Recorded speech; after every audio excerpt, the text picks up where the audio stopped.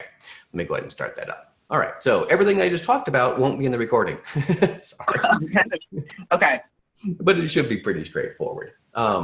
Was there anything else at the main site, content-wise, that you know needed to be updated? And not anything I remember off the top of my head. I'm sure we'll run across stuff that we want to tweak along the way, but okay. I know that, I know the race site needs a lot of revision, but Well, yeah, that had all of last year's content, really. But it's right. At least there is a structure for you. And some of the other things that we're going to be covering today, like the paragraph line break thing, we'll use the musician site to help set that up. And we'll also use the musician site to take a look at forms. Okay. So let's go ahead and do that. So go back up to the My Sites and go to the musician site, and then well, actually not quite. Go back a page. We want to go to the My Sites. Yeah. Then the musician site, but select dashboard. Okay. That will take you to the back end. Okay, gotcha. And that's what we want. Now, this is okay. Select advanced right now, and then click that link, proceed. You shouldn't have to do this more than once, but if you do and you see it, go ahead and click through. All that goes away once we get the site up and running and can apply the SSL certificate. Okay. Okay, so now let's take a look at some of the things that definitely need to be fixed. Go ahead and open up the site on the front end. So select that NASO musician site and open in a new tab. And go ahead and, yep, you'll have to click through all that fun stuff again. Okay. And that'll be, took us to the back end. Actually, close that tab out. I think the one to the right of it. There we go. Oh, okay. So now go ahead and select the edit page link. You may have to do this the first time then too. Yeah, it's just. Okay. And go ahead and enter it again. This is not uncommon when the SSL certificate's not in place yet. Mm-hmm. It should take you through this time. There we go. Okay. Okay, you might want to save this too because it is a different URL. Oh, so right here? Well, actually, no, that save, it's gone now, but that little contextual box that popped up to your right to save the password.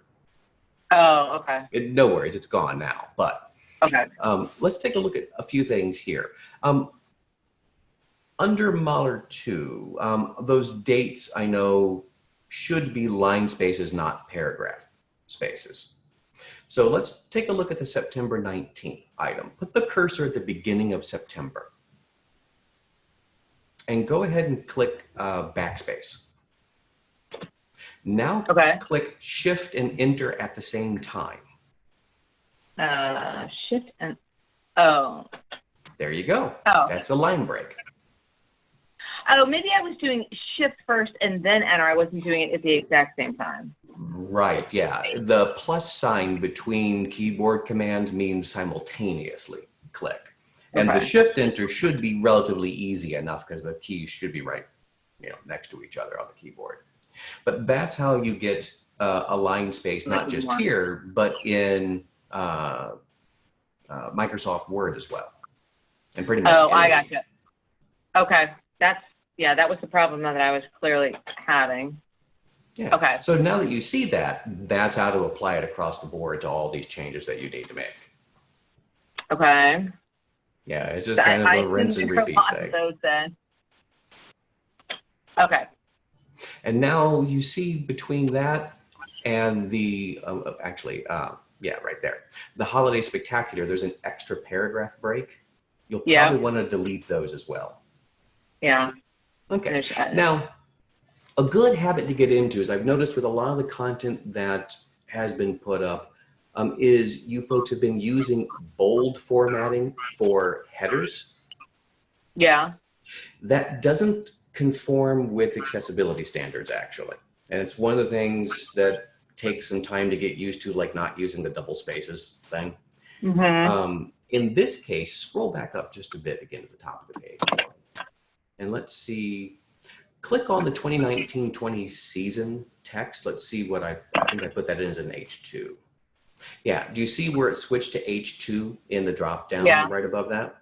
So Yeah. let's say for Mahler 2, go ahead and highlight that.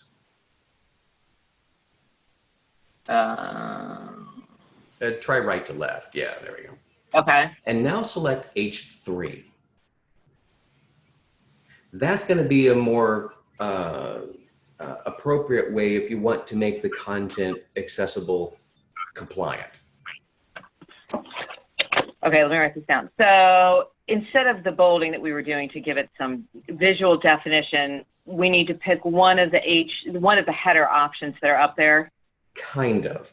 You can't just select any and put them in random order. They have to be listed hierarchical. So when you just selected the H3 for Mahler 2, it meant that there was an H2 that preceded it. Okay. You can't go right from an H1 to an H3, or that also is no longer compliant. So you shouldn't necessarily look at headers as stylistic application.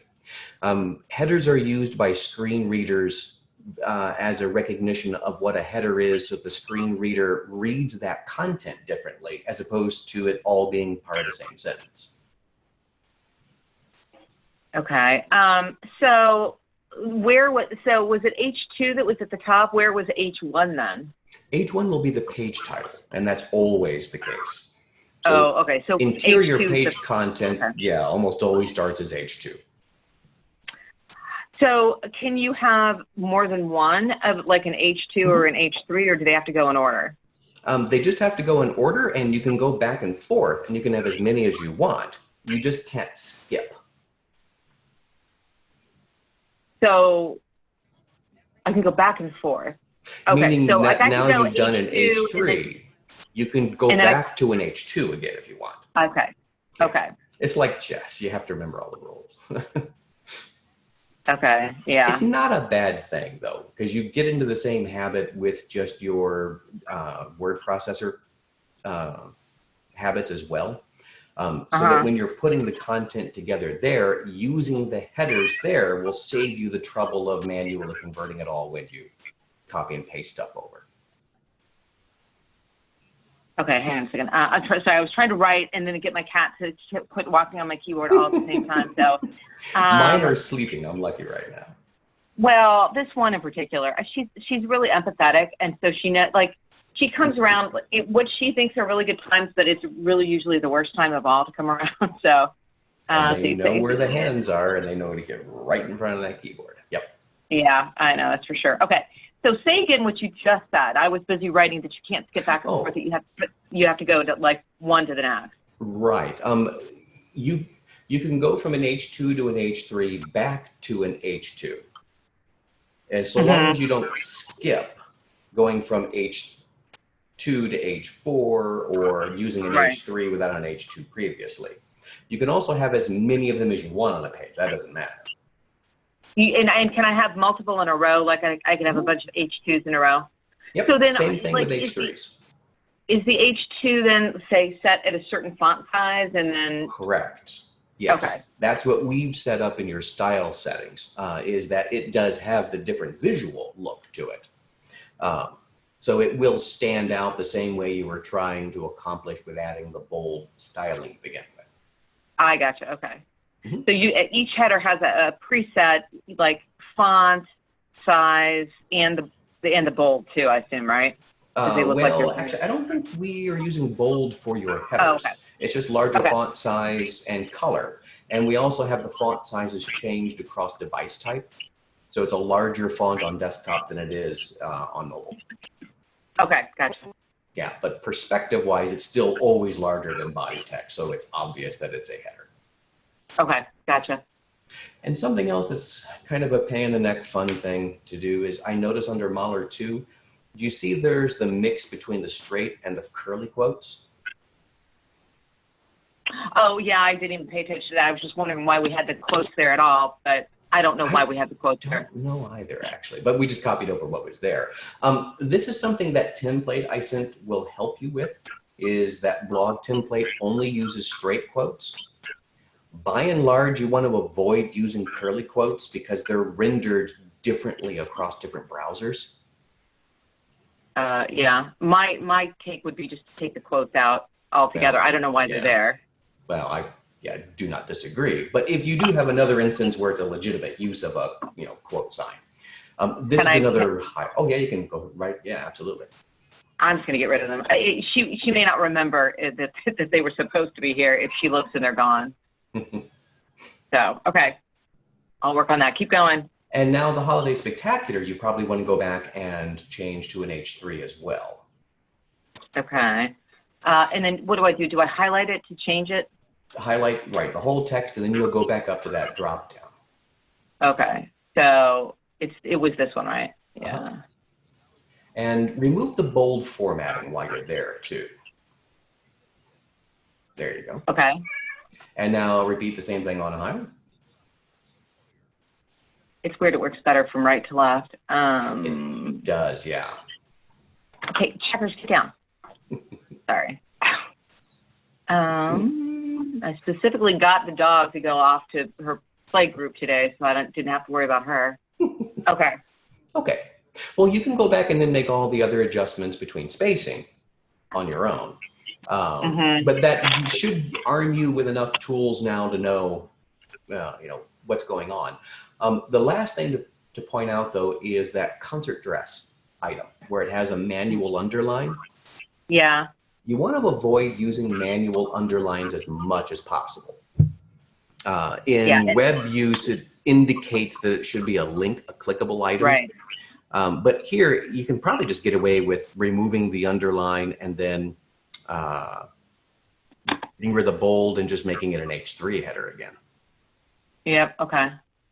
Now, let me show you a little trick. Wait, I don't even see where I can, wait, sorry. I don't see where I can the underline. I'm going to show you that. Oh, okay. The icon in the toolbar, second from the right, click that and it'll open up a second row.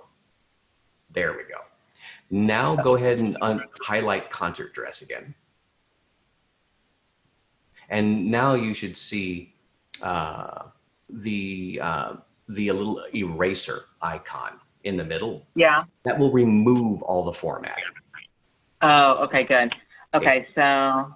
Now it's still H3, which is fine, but it will remove things like bold, italics, underline, straight through, all that fun stuff.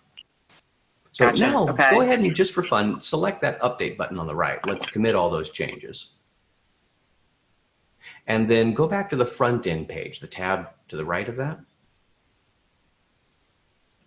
This or here? Well, it was the tab, to the right of where you were. I think that was it. Yeah. That's fine. We can go to the home page from there again. So go to the tab to the right. That's just fine. Okay. And now just select that. Now we'll take you back to the home page. There you go. Oh, okay, gotcha. Oh, this is what's on the home page. Okay. That's what you just edited. So you can see the changes that you were making. Uh-huh. And there you go. Good. Okay. Got it. Okay. So I'll let you go ahead and make the rest of those changes on your own now. If you go to the chorus rehearsal schedule page, since we're here, you'll see there are very similar things that need to be changed here that we were just working on. Yep. So, but that should be, I mean, there's less here, so it should at least be a little more straightforward. Okay. Okay. Yep. So let's go back to the back end on the musician site. Let's take a look at some of the form stuff now. Okay, over on the left, you'll see the forms. Yeah, let's go ahead and go there. And let's take a look at that musician registration form. Okay, should I click edit? Yeah, that's fine. Or you can click the name, it'll take you to the same place. Okay, now this will show you every one of the fields that's been created, as well as at the very top there, you see that pagination that's in place right now. Each one of those, shows you what that pagination is. And if you click to just click the little down arrow in the top right-hand corner of the toolbar, there you go. You can see where you can edit things like the page titles. Oh, yeah. So if you need to do that, which you probably will on the other versions of this, the student and the chorus registration, when we make a copy of this, you'll edit each of these fields in a very similar process. Like, let's go down, and one thing I know is you mentioned making the date selection non-required. Mm-hmm. So go ahead and scroll down. It'll be toward the bottom of this form, so you'll be a bit of scrolling to do. Okay. There we go. You can hover over any one of those dates and then just click the down arrow to edit. And then scroll down a bit and you'll see the required rule is always at the bottom of that very first tab. Okay. Yeah. So, and that's all you have to do. And yeah, if you want to change and remove the quotes there too. I will. Yeah. Okay. So do I hit update then when I'm done? Oh, sorry, say that again. Do I hit update when I'm done with like each version of it, or can I go through several and then hit update at the end? Go ahead and go through several. You know, I'm the paranoid type, and I tend to update after making only a few, just in case like the browser locks up or something. Right. Yeah. But yes, you can make all of your changes first and then commit. Okay. And then. And do you see what we've also done by converting what were some of your older style fields that were asking someone for something like an electronic signature with just the simple single And that's fine, yeah. Okay. Mm-hmm. Yeah. Yep. I think a lot of that stuff should be relatively self-evident to you. Like when you click to open this up, it should make a lot of sense as to how to edit it if need be. Right. Like it took. Okay, I'm gonna hit update now because it seems like a good time. Okay. Okay, and now there was some text that needed to be entered, I remember. Yeah, at the top. It was at the top of that page where they selected the dates though. So keep scrolling down.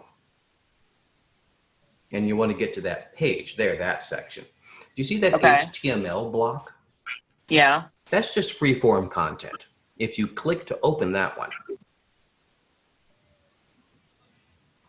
yeah, you'll see you can add whatever additional copy that you want there.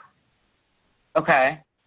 Since it's HTML though, you'll need to make sure to use those paragraph tags. Okay, that I don't know how to do. Do I just, can I just copy and then just do different hits? Okay. Yeah, that's just fine. By and large, you want to avoid free form text inside forms. That's why there's no that's why there's no visual editor in this forms tool. It really does gear you toward putting whatever text you need into field questions actually, as opposed to just making it, you know, a statement somewhere. Okay. So how do I get those little paragraph doodads if I don't have, if I don't have it already available there to copy from? Do I just need to remember that it's like these little arrowy things? I don't know anything about HTML. I've never done it before. Yep, those are just HTML tags, and the P is the paragraph tag. Every tag has two parts, the open and the close. And the open would, in this case, just be the less than sign, lowercase p, greater than sign, and you'll see the end of the paragraph. It's the exact same thing, except you put a slash before the p. So yeah, I'm just trying. I literally am looking at my keyboard right now, trying to figure out where those symbols even are on my little keyboard. They should be in the bottom right hand next to the shift key, right below the enter. Oh, I see them. Okay. Yep, I see them. Okay, good. Okay, so start a paragraph and then end a paragraph. All right. Yeah, but by and large, you shouldn't have to do this if you've designed the forms so that this content would go in something like the description section of a field. Yeah. This is just kind of an oddball because it's, you know, like the one about the wind, percussion, and brass instruments. You know, it's just kind of a unique thing, and rather than, you know, have something separate pop up, it's always just kind of lived up there. So sure. Well, go ahead and get that in place now since we're talking about it, assuming you've got that content with to copy and paste. Yeah, I'll go look for it. Hang on a second. Let me mess with this. Oops, that did not work at all. Okay, and then is there space or there's not a space? It doesn't look like. Correct. Okay, let me go find. that content. Okay. And it doesn't matter that it's in Arial, it'll switch, right? Yeah. There you go. Perfect. Okay. There we go. Were there any other edits on that form you know needed to be made?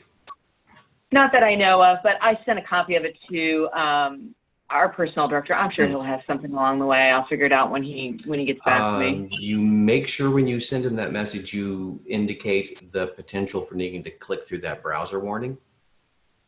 Oh, I actually just sent him my text of it just so we could take a look at it. Okay. And I'll Gotcha. let him know when it comes time to actually seeing it. But yeah, I wanted to have this conversation first before I went that far. Perfect. Okay. Well, go ahead and click update to commit everything. Okay. And now, since we're here, go up to the settings for the form. There are two things we can go ahead and do while we're here. Okay. And select confirmations. Every form needs some sort of confirmation message. Mm-hmm. And hover over default confirmation and edit. And this is a free form field. Yeah. So you'll want to edit something. So you'll need to either remember to come back and do this on your own or write yourself a note or something about it. But you can make this whatever you want. You can include links. You can include something else that you want to here, like you would any other kind of, normal. So how would so like, I know for sure I want, it'll just be, thanks for registering, I don't know, whatever else we'll say. And then I want to do, like, if you're interested in supporting the symphony, and then just have a link to the donor page because, so how do I find that page to create that link? Like, can we do that now and then I'll come back and worry about the text later? Yes. You'll need to do a little bit of thinking ahead with the URL, however. If you go to the main site in a new tab, a new browser tab, we might even still have one open. Can I get there from here? Yes, but go up to My Sites, and then the very first one. Well, actually, no. Go to the. There we go. Select. Nope. Wait. Yes. Yeah. The very first one, and the options that will appear to the right. Those are the ones you'll want to go to. So hover down or move the mouse down to. There we go. Now over on the right, you see Visit Site. That will take you to the front end. Okay, let's see where this donation page is. Over under support. Wait, I gotta move you out of the way again. Yeah. Donate now. Okay, go ahead and go to that page. Okay. All right, now go ahead. I'm sorry. Won't this change once it's live? Won't this change? Correct, and that's what we're going to. That's what I meant by thinking ahead right now. All we need is that donate -now portion of the URL. Right, copy that. How do I need the last slash or no? It's good to include it, yes. Okay. All right. Okay, now go back to that other tab and enter the text you want that to appear. I'll come back with it, but yeah, that's fine. Even if you just want to enter in donate now, that's all we need is the text to apply the link to. Okay, and now I can. Yes, really quick though. A good habit to get out of is the click here. That's another phrase that is no longer applicable anymore because of mobile devices. There is no click. There's no hover state. There's nothing like that. And again, screen readers process that in a very confusing way for mobile device users. Okay. So what you want to do is just simply say if you're interested in donating, comma, visit the donation page, and then period. And then highlight donation page. And now select the link icon. There. And now go ahead and type in what you know is going to be your primary URL. So HTTPS. Yeah, there you go. And then slash, and then paste. There you go. And then click the blue arrow button to the right. That commits it. There. Okay. There you go. But do you see how we got around the whole click here thing? By Yeah. just, Yeah. It also saves you ultimately on like character count because you'll get shorter sentences that way. Mm-hmm. Okay, but now go ahead and click the blue Save Confirmation button in the bottom left. There we go. Okay, so now in your own, again, make yourself a reminder so that you don't forget to come back and clean this up. But that's how you change the confirmation message. Yep. Okay. Okay, now the next thing is going to be the Notifications tab on the left under Confirmations. Mm-hmm. There you go. And we want to edit this. Yeah. Hover over the name and select Edit. Hover over the admin notification, the name admin. Oh, I got you. Okay. I got you. Okay. Okay, now here, this is what you're going to want to change is whoever should be getting these messages, that's the email address you want to enter into that send to email. Okay. Because right now, all these are going to my address, which I don't need them. Okay. Yeah, you don't want them. So can I do more than one though? Not overly reliably, you can't. It depends on the email address, quite frankly. Providers like Yahoo and even Gmail can be problematic when there are multiple recipients coming from something that is a transactional message. And this is a transactional message because it's an automatic notification by a system. But what I suggest is if it's two different people, do you see the BCC field at the bottom? Or at least a couple lines below? Add that as the second email address there.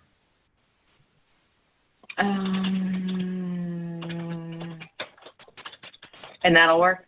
That works, yes. Okay. Yeesh. Okay, I better write this down.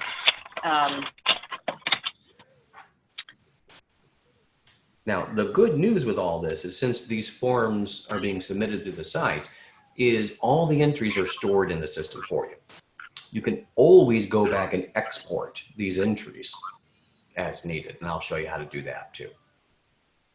Yeah, you know, I know, just knowing our personnel director, I think the fewer major changes we make at one time, the better.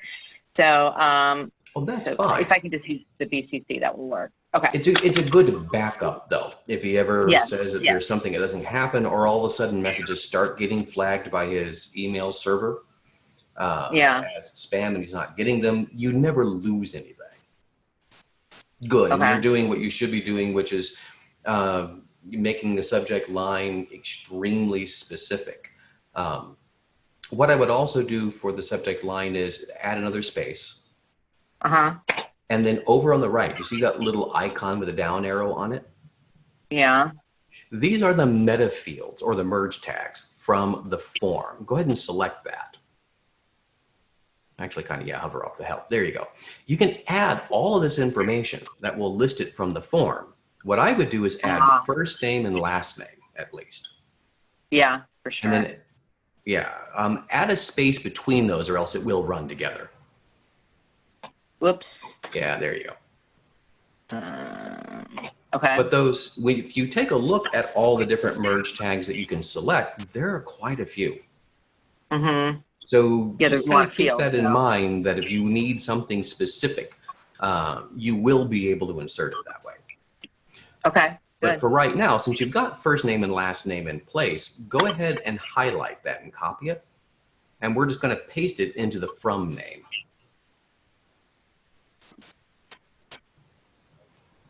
Oh, not the email, not the email. That you want to leave. And the from name, the field right above it. I got you. Okay. Now, the from email, you actually need to leave that as the admin email. That's okay. Under the reply to email, we're going to select a merge tag and select the email field that you want to use. Now, keep in mind, you have several different email fields that you've entered into this form. Well, what if we don't? So here's the thing. Like, I can't see us ever needing to reply ever using it to reply to anyone. Well, then you don't need to then. That's fine. All right. It's not required. Okay. Yeah, but keep that in mind for other forms, like some of your contact forms or something. Because if you Yeah. don't, it uses the from email by default, and that's where it can get confusing. Mm-hmm. Yeah, and Gotcha. the Okay. admin email will actually change, I'm guessing, to probably your email, since you'll Right. be the system admin.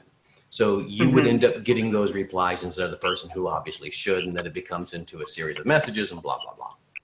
Mm-hmm. Gotcha. Yeah. Okay, Okay. now scroll down and go ahead, and there'll be another blue button to save all those changes.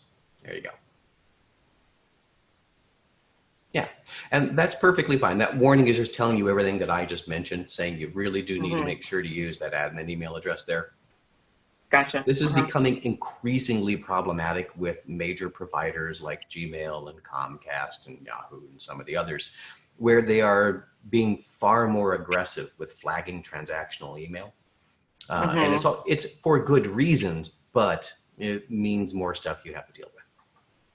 Okay. Gotcha. Okay. Well, that's really it. The other stuff on the left, you're not really going to have to deal with. That Stripe is going to be your credit card processing stuff. I'll handle all of Mm-hmm. that for you on the other fields. Okay. But let's go ahead and go back to the forms, just the list of forms again over on the left. Okay. Yeah, just Here? click it. That's fine. Okay. Now, when you hover over musician registration form, you can see you can make a duplicate. Yeah. Go ahead and select that. Okay, I now see. open that duplicate, and we're going to rename it and then edit it a bit. Should I do it as an edit first? That's or just fine. click on it? Because Okay. you can edit the name. At the very top, just click on the name where it says, yeah, there you go. And now you can enter in a new name.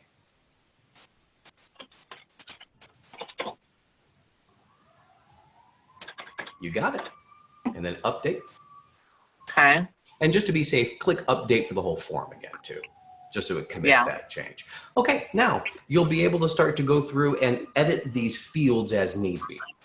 Now the problem is I'm going to need to be adding fields to this one. This one has Okay. Everything that the other one had plus some. So Not a problem. like for instance, like right away, like I know I need like the parent's mobile phone and I need the parent's email.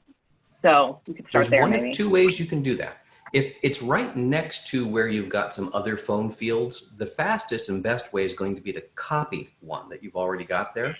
So yeah, that's the duplicate button right there. Okay, so let me do, okay. And there, do you see it? Now it's got the same name. So you do want to get to it right away and change, yeah, the field label. Okay, oops. Okay. And then so long as you don't need to change anything else like the required element and so on and so forth, then you're just fine. Okay. The part that becomes very handy with this is when you duplicate it, it will actually open that back up again for a sec. There's something I want to show you. It will duplicate some of the other settings, like select the appearance tab. Do you see the field size is selected as large? That's not the default setting, but I've put that in place. It makes the form look, neater and better on the front end. You don't have to worry about remembering those things when you use duplicate. Yeah, gotcha. Okay. Now, the thing you'll need to keep in mind, though, is let's say there was that section where people had to choose one of the two options for the emergency care. Scroll down to that section in the form. And I want to show you the conditional rules that we created. Okay. Yeah, there you go. Open up that hospital field to edit. The third tab under advanced. Do you see at the very bottom where that enable conditional logic is selected? You need to keep in mind that if you duplicate a field, think, was this something that was a conditional field or not? And you may need to remove that as an option. I'm just pointing it out so you know where it's at. Yep, I gotcha. There you go. And you can make a field conditional by checking that off, and then you'll get those options to select from. Okay. Now, this can be quite complex, actually, because you can make it all and make several different options, meaning they have to select 3 or 4 of certain options to get that field to show. I doubt you'll need that level of complexity, but it's there.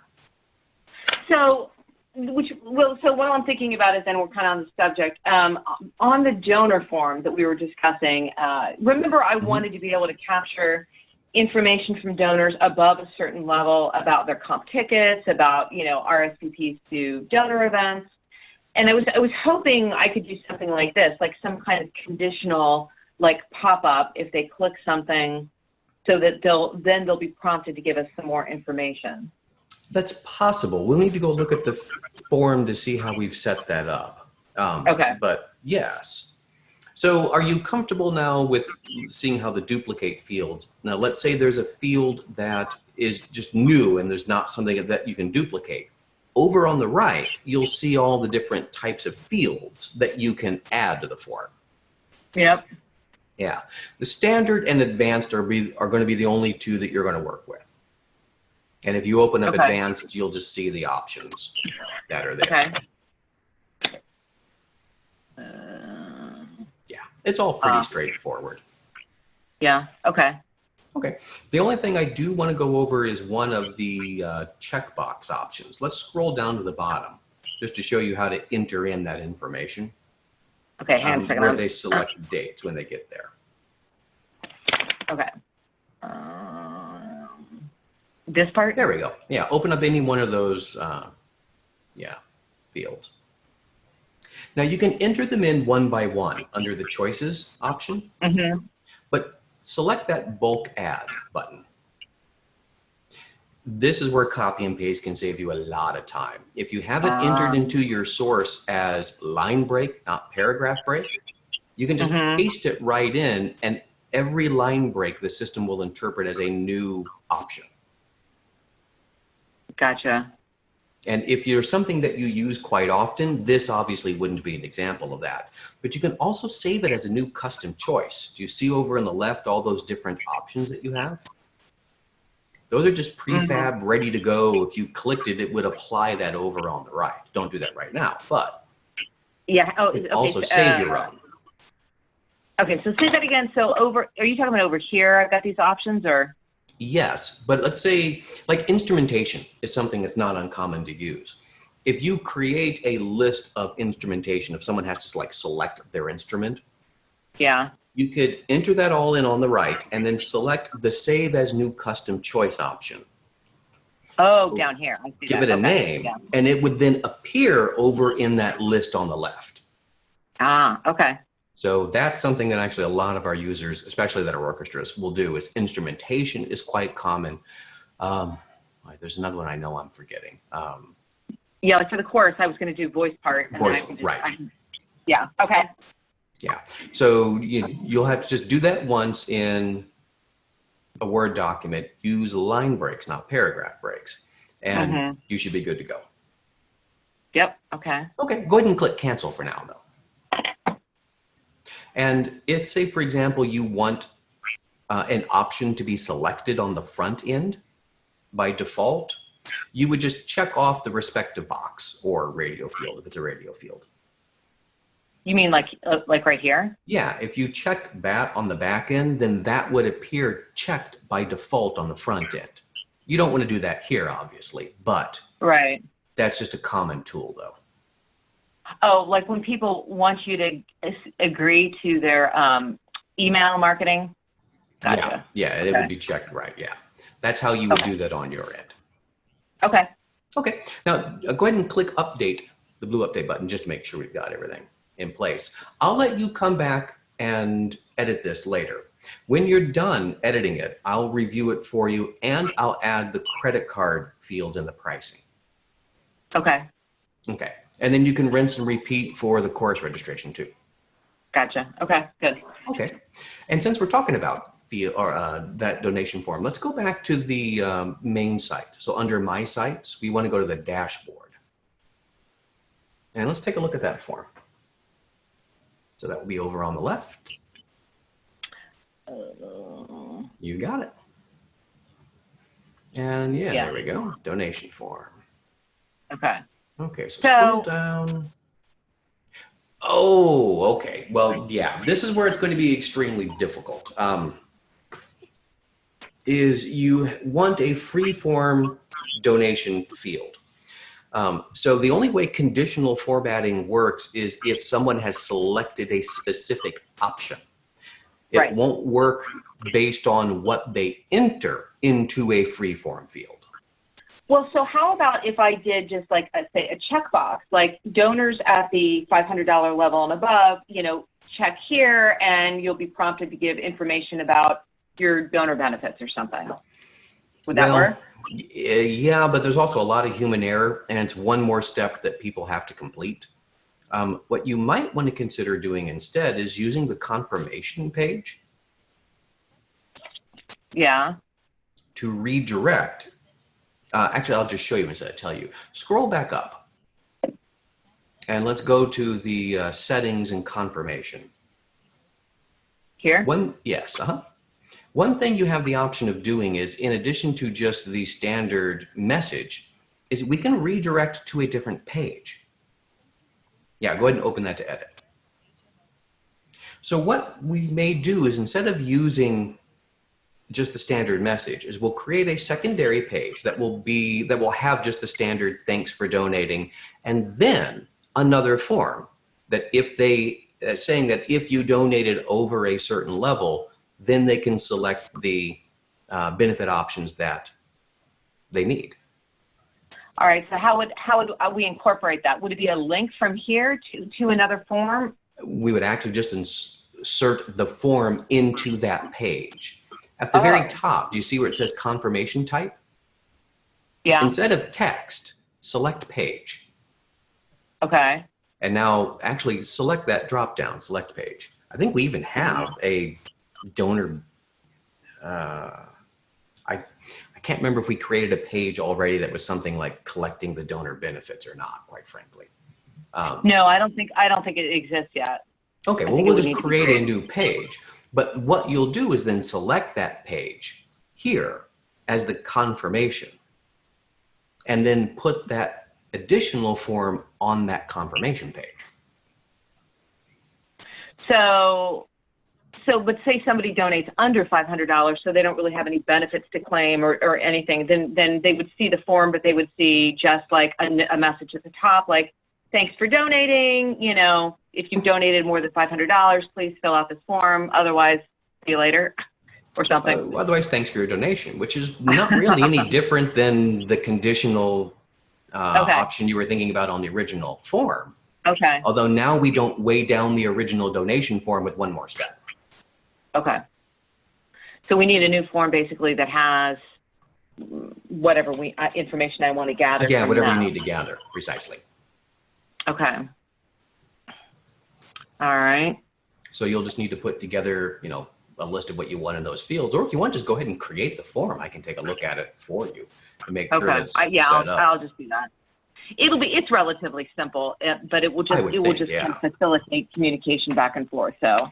What I'm going to do is a to-do for you, let's see, is to create the thank you confirmation message. Mm-hmm. Let's see. Confirmation message for donations. And I'll put in the notes, go ahead and create a new form to gather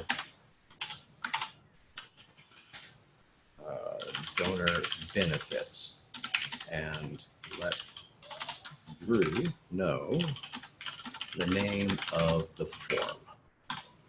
And then I'll take care of creating a new page and bringing all that together. So I need to create a new form and you're going to turn it into a new page? I'll insert it into a new page, yes. Okay, so I have to create I'm going to just create it as a form, not as a page. Correct. Right? Yeah. Okay. Exactly. Okay. I got it. Yeah, I think that will actually work quite nicely. And then you also don't have a page that's in the menu that someone can just wander into and send you, you know, here's stuff I would like. Right. Okay. Gotcha. Okay. And so it'll be basically hidden from the menu. Yes, absolutely. Okay. Yeah. Yeah, I think that will work nicely. Okay. Yeah, I think that'll work too. Yeah, I'm just looking to kind of streamline everything as much as we can. Okay. Mm-hmm. Yeah, I think that will do a great job with that. Okay. Well, I think we're in a really good place now. I think that was everything that we kind of had on a list of stuff to cover right now, correct? I guess so. Yeah. We'll see. We'll see what happens when you're not right there pointing me around. So you will have questions, not a problem.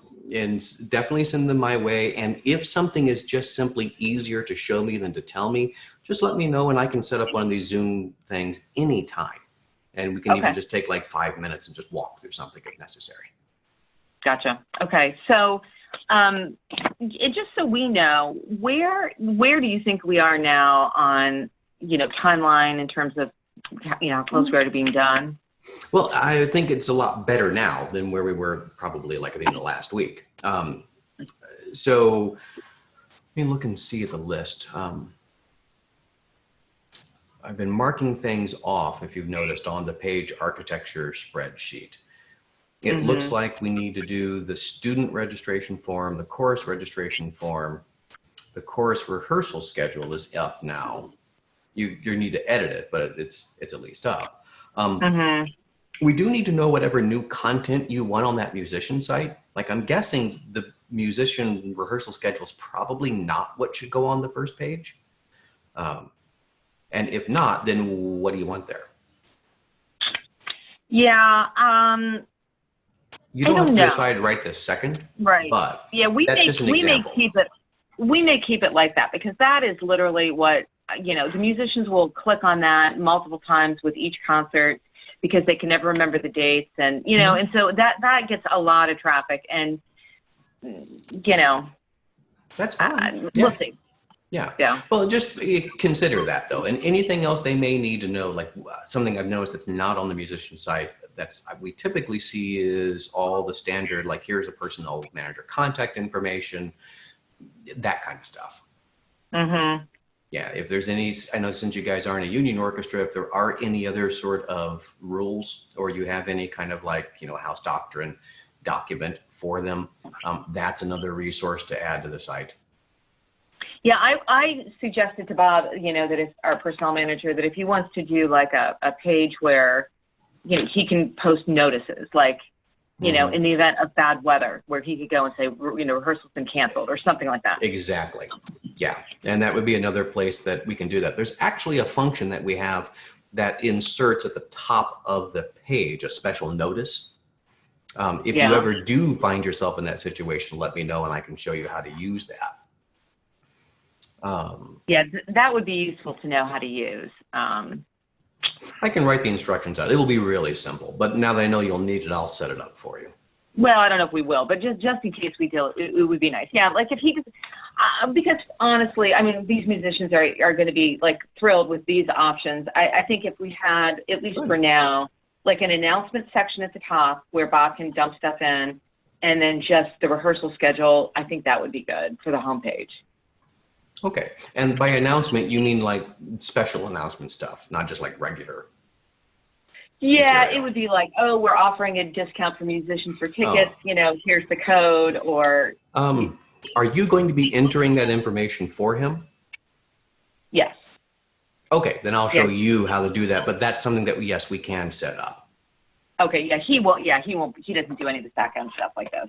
Okay, but I'm looking at the list of pages. It looks like the only thing that's kind of outstanding right now is the corporate support page, Friends of New Albany Symphony, and the volunteer page.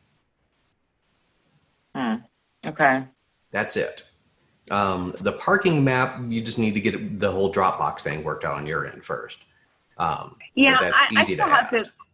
Well, yeah, and we got to figure out when we're going to, like, I still have to figure out the whole Google backend thing, because remember I was trying to get, I don't know, but the whole Google thing is confusing me. I'm not sure what's all going to happen there. Because I needed to give you, you need, our cloud storage, which is going to be our Google, right? Well, I thought you wanted to use Dropbox. You can use either one. But if you want to use a Google account, it needs to be under your organization's account, not my Google account. Right.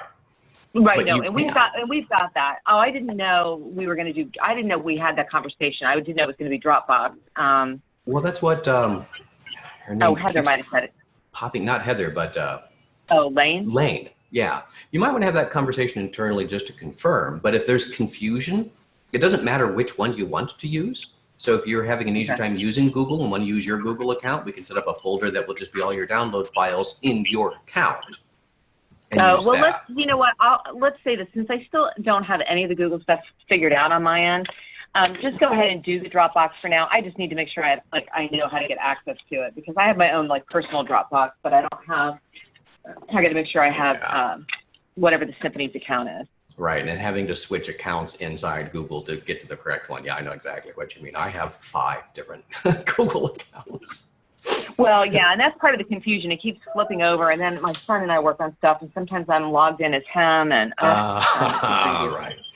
So Yeah. you said go back to the outstanding pages. So the corporate support page, the volunteer, you said, And the and Friends then, of New Albany. Okay. Yeah, if you go to the one sheet. other thing that's outstanding, and I need to, I've uploaded the logos, but I can see at the bottom of the page. Oh, the you logos, need to know, yeah. Right, the logos. I need to yeah. And also the homepage itself in general, actually. Like there's the hero section that we still haven't nailed down exactly what you want to appear there, besides just the next event. And if you want anything besides the upcoming subscription events row as well. Yeah, I'll let me pass that on to Heather, because you know we kind of have divided our spheres of influence, and you know I've been trying to leave all the design elements and stuff to her, and trying to stick with what I normally worry about. But it's not bad to put a bug in her ear, I think, then, just to make sure. Because I actually did mention this in a message thread twice, actually, but it's buried enough and long enough, it probably just has fallen between the cracks. Well, and in those message threads, there's like so many different like possible like I have a hard time even tracking where new stuff's been entered, and I get the email notifications, and that's usually the best way for me to figure out what's new, because it's kind of hard to get like around them, I find. But well, actually, if you want to open up the Basecamp tab really quick, I'll show you. There are a couple of shortcuts that will help tremendously with that. If you go to just the New Albany Symphony link, this will list at the project activity everything chronologically that's happened every day. Okay. And so if you know roughly when something, occurred, you can find it that way. But you can also go to the Hey icon at the top, the menu item. Yeah. Oh, yeah. And that will also show you, if you click that, it will show you just everything that's come through. And if you haven't visited that page, it will still be listed as new. Oh, okay. All right. So, I will try that. In addition, you can also use the Find, which is actually pretty darn good. Yeah, okay. Yeah. It's, I have to step away from this, every day I teach, in the afternoons. And so, I step away and I don't come back to the next day. And by the time I do, there's like a million emails of all the activity that's gone on. It's really hard to catch up. So. Yeah, and Heather does a very good job of replying. And yes, lots of questions. So, that adds to the thread content. I know what you mean. And you get that whole, brain etch-a-sketch thing happening. And it kind of erases and you forget what goes where. Yes. So, worst case scenario, you can always ask to. Yeah. All right. Well, hopefully I texted her and I said that, of the stuff, the page reviews that have been coming through today that, that I looked over, and I'll indicate when I'm okay with it, but I want her to, take a look at it too. It'll just save us headache on the back end. Gotcha. Well, once we get that outstanding support content and the homepage, including the logo stuff, figured out, that's really all we need to launch. Yeah, except now we need the whole Google thing set up, right? I mean, because we have to get the Google Analytics connected and... Well, actually, we do all that for you. That's not a problem. That's part of the whole launch process. But as far as what we need from you, that's pretty much it. Okay, so in terms of that, I was trying to set up this whole G Suite thing because that's what I needed to do, right? Was do G Suite, Google Suite, whatever it is. G Suite, but it's not necessary. Oh, okay. Because that's when they were asking me about verifying our, our website, and then that's what you won't need to do any of that. We'll handle all that for you. Okay, so what Google information then do you need? Just the because I thought I gave you access to something along the way Google related, but I don't quite remember. Yeah, it might have been your analytics account, now that I'm thinking about it. And if so, that's good because we will need that. But that's the only critical item that we need Yeah, to I don't even connect know if I everything. finished setting that up. I don't know. I got to go figure it out. I get into that rabbit hole with Google, and I'm just I get lost. So Well, we'll get I'll there. work on it. Actually, since we're talking accounts, the other thing that we do need to set up on the site is the connection to your MailChimp account. And has Cece set your MailChimp account up for you yet? We've been using Mailchimp forever, Oh, you already have and we it. Okay. finally, yeah, we finally upgraded Pro. I thought I added you to that already. You may have. I'm looking right now, actually. Yeah, I If think I added you as a user, but is your account, I don't it's see an under my, account. Oh, it's under and it's Sprout right at yeah, it's aim.com. under me. Yep, yep, Okay, that's me. that's okay. Now that I know that that's you guys, yes, I do have access. Okay, good. All right, well, I'll So try to we'll figure out handle what. that. Okay, I'll try to. So if I actually have successfully set up Google Analytics, I should be able to go there and actually log in, correct? And then give you access. Yes. Yes. Yeah, I Well, don't know that I've gotten yes. that far. Okay. Okay, We'll get there. all right, good. It gives me anxiety when I think about that part of it. So it We'll just get gets so through it. tangled. Okay. But otherwise, yeah, we are very close, and I think doing a pretty good job of staying on schedule. As long as some of the other decisions can get made, everyone goes through the site content, and it meets what you're looking for. It should be able to flip over. I think in that mid-November, the original mid-November deadline that we were looking at. Okay, good. All Cool. right. Well, thank you. I appreciate it. And then you're gonna like put a link up somewhere so I can go back and watch any of this if I need to. Yeah, this is a long enough video. It will probably take like 30 minutes to process. But yeah, once it's up and I get it into YouTube, I'll send you the link. Okay, great. Perfect. All right. Thank you. Thanks. Bye-bye. Bye.